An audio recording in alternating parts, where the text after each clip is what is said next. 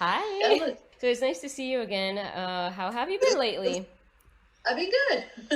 I'm just doing the thing, trying to stay productive and positive and all that stuff. Yeah. Well, the last time I saw you in person was at the Opener Festival that was 2 years ago, and I can't believe things have changed so much that we didn't even have an opener this year.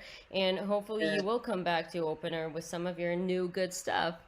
Oh, I will for sure. I mean, I feel like I probably speak for thousands and thousands of musicians when I say, I'll be out there as soon as we can get out there. Yeah. You know, it'll be different for a while, but that's the I feel in a weird way, I feel very inspired, in this whole situation. I feel lucky to be an artist in these times because it's like, I feel like some people have said they don't feel inspired, but I feel like what's more inspiring than the most collective experience of all time? We live in crazy times. There are a lot of bad things happening right now. We have had the George Floyd situation. We're having some problems in Poland as well. We're having the pandemic situation. A lot of really bad things are going on. So, people stop being those hamsters and whirlwinds and so on, and, stopped and started to think, but, in a way that can be sort of depressing, but you're saying it's sort of fueling you. So that's, I would say, Yeah, and wow. it's time to kind of, for a change, get out of our own lives for a second and realize there's so many things at stake here. As we're moving forward from this, not least of which is just the equality of people and the quality of life for a lot of people. So, Yeah. I think it's and the planet, trying to address issues that we don't think about sometimes because we're just so wrapped up in our lives. Yeah, that is true. That is true. And you have been really productive, as you said yourself. And your single is out right now, the one that you love. And congratulations on that single. It's a really great song, and it talks about love and that passion and everything. And I feel like this is a subject that you can go on singing about it, and it never ends. I mean, it's fueling artists, constantly. Yeah, I mean, it is. I think to me, it doesn't ever end. I think that like whether your relationship is healthy or not, Yeah. you know, constantly arising. I mean, call anyone right now who's been home with their significant other, Yeah. you know, or been home single, and it's such a constant challenge Yeah. either way. And I think that we are, um, even though it's like yes, relationship songs, but romantic relationships, I think, really shine a light on ourselves. It's a mirror, and we get to like look at Yeah. ourselves. So I think I can always relate to that, and I hope other people can. So and I think they can tell that I'm not. It's authentic. Like I'm not. Yeah. I definitely can't sing about something that I don't feel. Yeah. And do you feel that an artist has to be necessarily sad in a way to, to produce something that is so powerful and, that people can relate to? Sometimes I do, but I'm also, for me, I can't really process things when I'm really in the thick of it sometimes, like it doesn't work that way for me, Sometimes I'll like, practically skip into the studio smiling and write the saddest song I've ever written in Yeah, that's my me, life. right? Or, like I'm really sad and I write a happy song.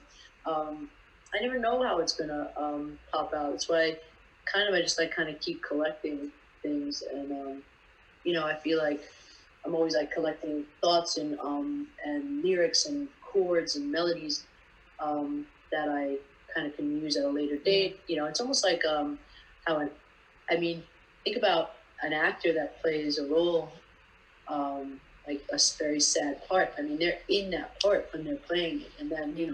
then they're not. So it's like you kind of draw on your human experience. But on the other hand, it's like, actors have a role to play. And then, like, artists such as yourself write things that are autobiographical. And, you put your heart out and you put yourself out there. And it's like a diary. People know a lot about Yeah. you. But is there anything that you would never write about because you wouldn't want people to know about it? um, you know, Spill some tea. Yeah, I'm pretty much, I don't, um, I'm always searching deeper for things.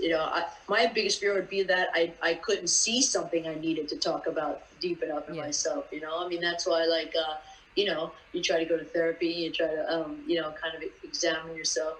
And I also feel like sometimes, even, when I talk about like writing a lot of songs, I feel like, um, my drive to like keep writing songs is because what I've discovered for myself is that when I write, um, like songs are like stepping stones sometimes, and they're stepping stones to me becoming better at expressing myself. I wonder what else is going to happen on your album, because there's a lot going on right now. You released the Live in Moscow album, and you have your single out, and I know that your studio album is going to be out like next year. So can you say something more about the album? What's going to happen there?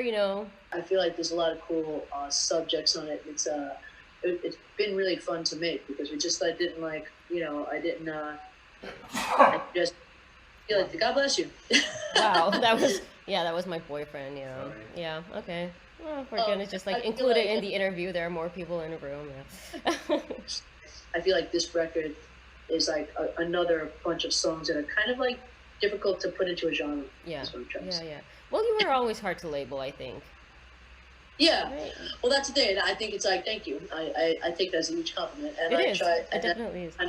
I think because of my writer background, I think that was a big, if you would ask me what was one of the harder things, forget about the way I look, which that's difficult. I was kidding. But forget about that. I'm saying it was more about like how eclectic my songwriting is. 'Cause when you're trying to make a mark as an artist, an individual artist, it's like you need that specific thing, and I feel like, when Lost on You hit, that was the perfect song to kind of hit the mass market, because it was like, it has all the elements of what I do and how I am. So, it was like a lot of, work before there to get there. But I think that was a hard thing to get myself through, was that I'm just like, I have a lot of different layers as far as how I sing, what I write about, Are you a person that holds grudges? I can, but they wear off after a while. But in the beginning, it's like if I'm annoyed or like I can make you disappear. Oh no, that's a cool feature. I mean, that's magic. That's superpowers. And then I'm like, oh, I feel bad. Okay, I forgive you. Well, what I'm asking is that because your whole career, your path, your road wasn't easy. There were a lot of things going on, a lot of changing points and so on. And have you ever felt like someone was deliberately hurting you in a way, or trying to stop you from pursuing your dreams? I prefer to not think of it as they were deliberately doing it. My thing is that when I was dropped from my major label, everyone knows the story. I think that after I played them Lost on You. Yeah, that's incredible. I mean, that's crazy. Yeah, like when that happened, I think I was like, okay, but I remember thinking like, I didn't know what to do. Like it was a few months, and then I signed this other label, like a very small label, and just thought it was like, okay, I'm gonna keep writing songs for other people, have that be my main thing, and I'll release songs on the side, and then and then everything took off, Yeah.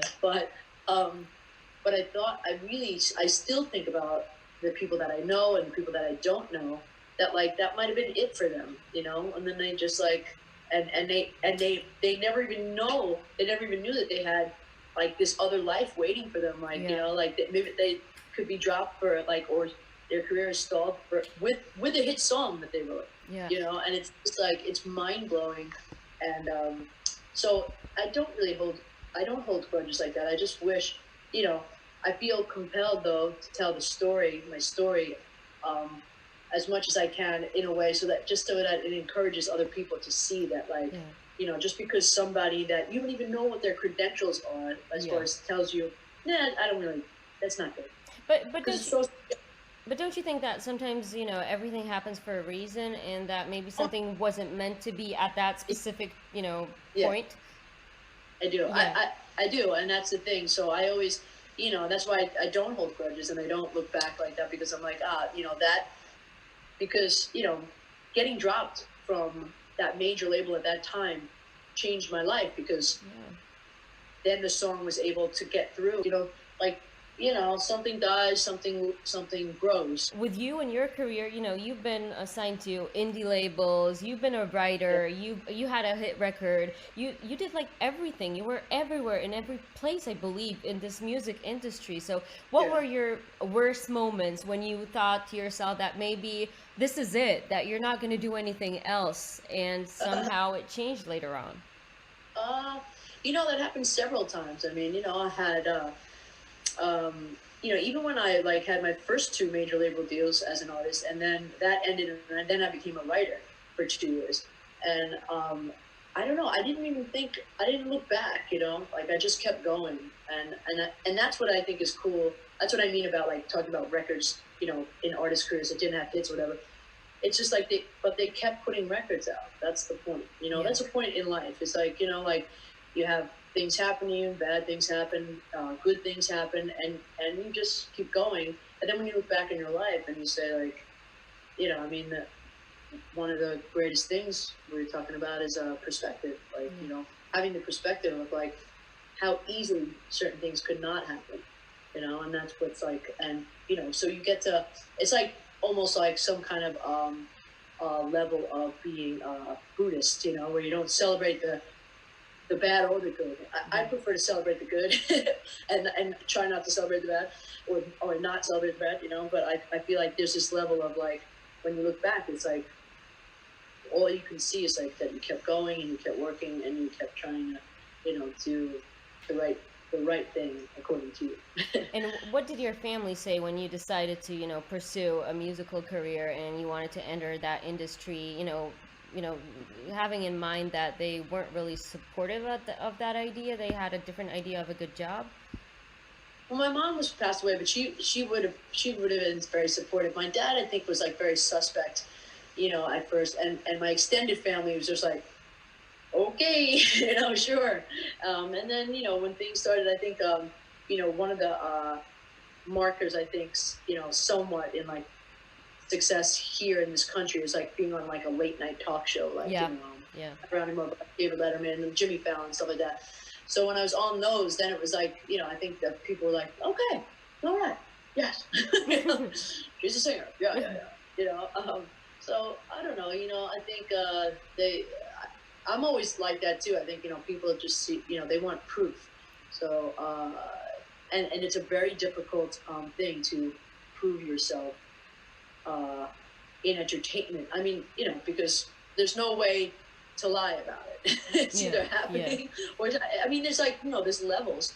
I still have people that, there's people yet to discover me and they have no idea who I am, and it's cool, and then they could go like, oh, I didn't even notice, Yeah, There's always definitely. Yeah, that is true. That is true. You're totally right about it. But I also wonder, about like what you still dream of, what you want to do, and is there anything that, never happened in your life before and you still want to do it? Gosh, I mean, that's a good question. Oddly, I think I'm pretty much just concerned with a body of work. Yeah. I'd like to leave behind a really big body of work, and like heroes of mine that I love, like David Bowie and like Leonard Cohen. I'm always using those guys as an example, but I feel like both of them put out records that I thought were just as good, equal to some of their best early work. And right before they died, so Yeah. I feel like that's, just becoming better like that. I don't really have, like, I have interests obviously, but it's more like just being a better person, I guess. I don't know. I don't really have like, I have enough, of pretty much everything. Yeah. Well, it was really nice talking to you, and I hope to see you soon in Poland, and can't wait for the album to come out. And it was a really big blast to talk to you. So what's next for you? What's next for me? Well, I have a couple of ideas. Hopefully, do more interviews and, be really into music and, promote some artists that are not necessarily well known in Poland as well. Nice. Yeah. Who's your favorite new artist in Poland? Do you have one? New artists? No, I think there are a couple of artists that are actually have been for a while, or they're just trying to make it right now. There's this girl, she's called Rosalie, and she is amazing. She does this sort of R&B old school thing combined with electronic music. She's good. Good? She's good. She's really good. Right on. Yeah. Yeah, you should. Rosalie. Yeah, Rosalie. Like in English, Rosalie with a dot at the end. Oh, right on. Cool. She's really good. Actually, yeah. Cool. Well, it's so lovely talking to you. Thank you very much. Thank you so much.